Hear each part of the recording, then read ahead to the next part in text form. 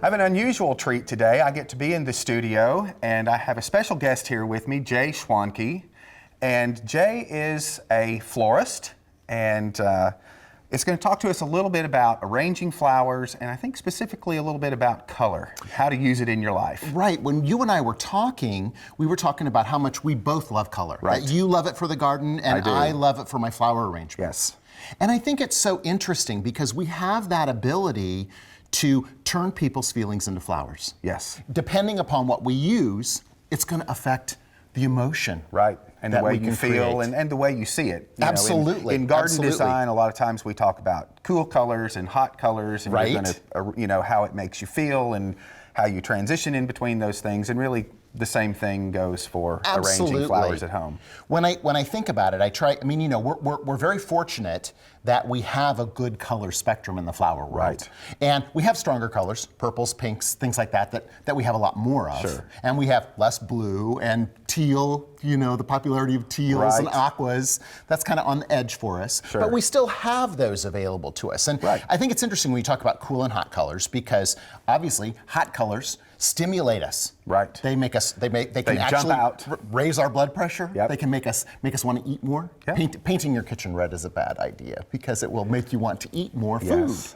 But it is also not unusual that many restaurants use reds or oranges in their logo. Brighter colors. To stimulate your appetite. Exactly. So we can do that with our flowers as well. Right. Now, the cool ones calm us down.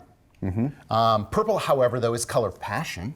Right. And so when we talk about that, interesting, people who like purple will spend more money on anything, on themselves, on furnishings, on friends. They're extremely generous people, but if they like that color purple, it's the color of passion and it will bubble to the top. Okay. So I love that. And so I think the other thing that people don't think about when we think about an arrangement is we can have an arrangement on a table that will help us set the mood for the event that we're going to have. Right. So when I did weddings, I don't do weddings anymore. But Congratulations. Right. But when I would do weddings and I would have a bridezilla, yes, I would try and encourage monochromatic colors because a monochromatic color scheme will help calm them down. So with that, we have tints, tones, and shades of one color. So if we were talking about that and peaches here. So we've got tints, tones, and shades of those colors where we've added white to the color, where we have the color pure, and where we've added black to the color. So that's going to calm people down a little bit. Right. Now, if we wanted to make it more friendly, we could use analogous colors. And so a good combination there are yellows. My favorite analogous combination is yellows and greens. Yellows and greens, of course. But we also know hot pink and orange, those types. And this is friendly. It's like going next door and borrowing a cup of sugar. Right. So when we utilize those, that's very helpful for us as well. Then, if we want to cause excitement, then we go to those complementary colors. So that's where we might pick blues and oranges. Right. And complementary colors, we're talking about colors that are opposite one another on the color wheel. Absolutely. So when we have those colors together, then we start to create an excitement that can go along with what we're doing. So I brought a little vase today because that's the thing that I do, right? Yes, right, is we make flowers.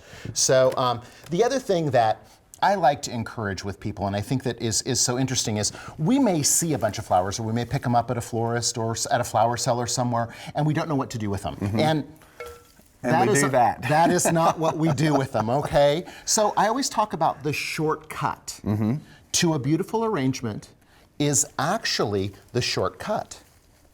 So if we take it and we cut the stem short and we drop it down in so that it sits on the edge of the vase. Hugs right down to the top of that vase. Absolutely. So by shortening those up, then we can get a better arrangement that has a better collective of the blooms in one spot.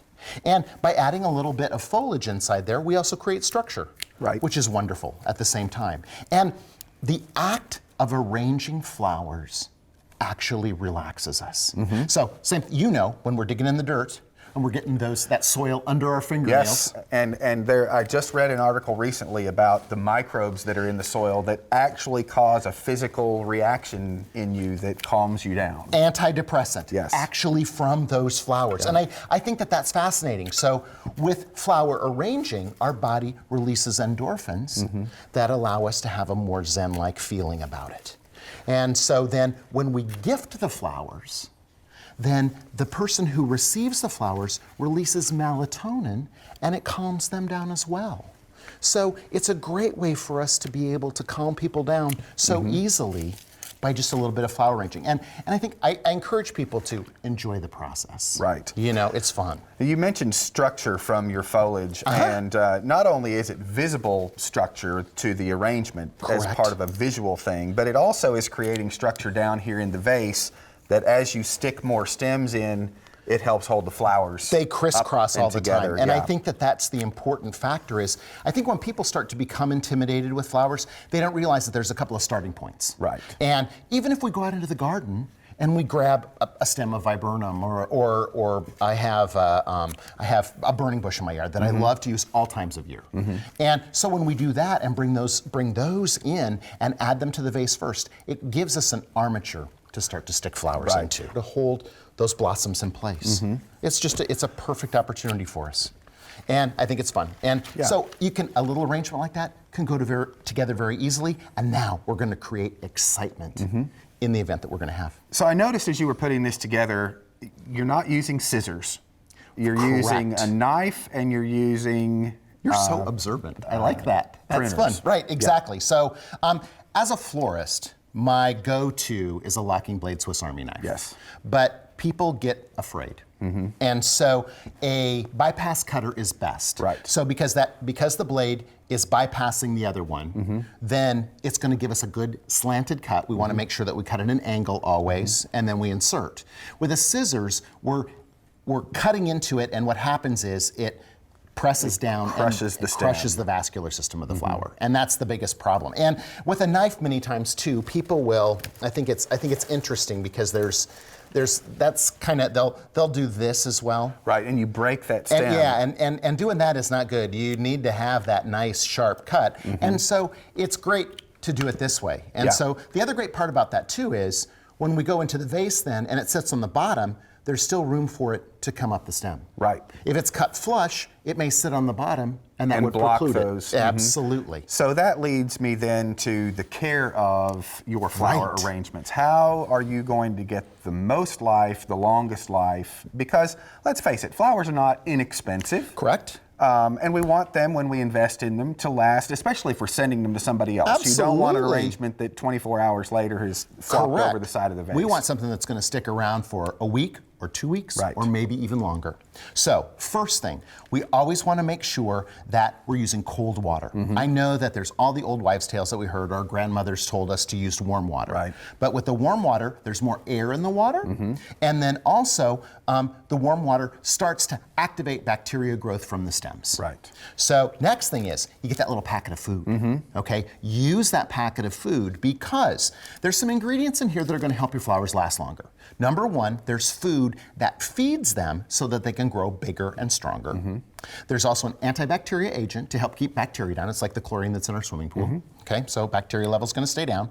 We have a vasodilator that opens up the vascular system, kind of like an aspirin, okay? Right. But there's no buffering with it, and that's the reason you don't want to put an aspirin in your arrangement. But that opens up the vascular system, and then the other thing is a pH controller, so that we get a pH that's about 4.5 to 5.5. That's So about they're where we really wanna be. kind of an acidic They pH, are. They do like to that, keep, right? To keep those stems clear and drawing water. Absolutely. So that's what all of those ingredients are for, is Absolutely. to inhibit bacteria growth and dilate the vascular system. so that those flowers are drawing water. There are also little chlorine tablets that are available too that are people using now, and many people call them a Gerber tablet. Okay. And what it is it's an enhanced chlorine tablet, like for your swimming pool, that lasts for about 3 days. And what it is it just keeps that bacteria level low. Yeah, and the reason we're concerned about bacteria is because they're going to enter the vascular system of those stems, Correct. clog it up, and then all of a sudden you're going to come in one morning Deteriorate and, from inside. Yeah. Absolutely, and they're going to be. Now,